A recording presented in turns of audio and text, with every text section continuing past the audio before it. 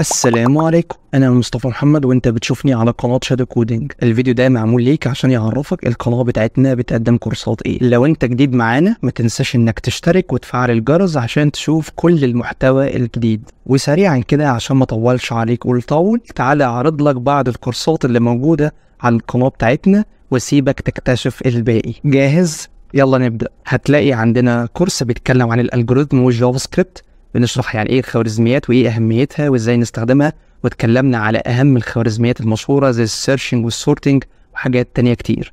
طبعا استخدمنا الجافا سكريبت في الامبلمنتيشن. وكمان عندنا بلاي ليست بتتكلم على الداتا ستراكشرز ويز جافا سكريبت، بتتكلم يعني ايه داتا ستراكشرز وبنعمل امبلمنتيشن للداتا ستراكشرز زي مثلا الستاك والكيو واللينكد ليست، وكل دول بنحل عليهم مسائل من على ليت كود.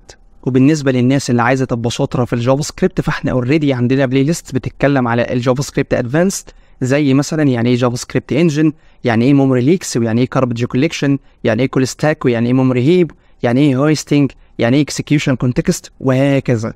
وطبعا في كورسز كتيره جدا وبتتكلم على حاجات مختلفه، ولكن انا مش عايز اطول عليك في الفيديو الترحيبي ده، فيفضل انك تتشيك القناه او تخش تشوف ايه اللي موجود عليها، وان شاء الله الكورسات تعجبك. طيب في حالة انك عايز تعرف لسه في كورسات ايه، مثلا عندنا كورس بيتكلم على السوليد برينسيبلز وازاي تطبقها في الكود عندك، عندنا كورس تاني بيتكلم على الرياكت نيتيف وازاي تبني تطبيقات تشتغل على بلاتفورمز مختلفة زي اي او اس واندرويد، عندنا مشاريع برمجية تانية. ولو انت بتحب الشورت فيديوز هتلاقي عندنا شورت فيديوز كتيرة جدا هتساعدك انك تتعلم تريكس مختلفة او تبس مختلفة في جافا سكريبت او رياكت او ايا كان، او هيبقى فيها شرح لكونسبتس مختلفة مهمة جدا ليك.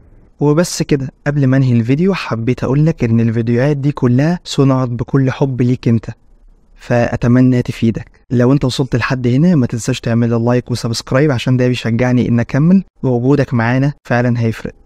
وبس كده، اسيبك تختار الكورس المناسب ليك. اشوفك على خير، سلام.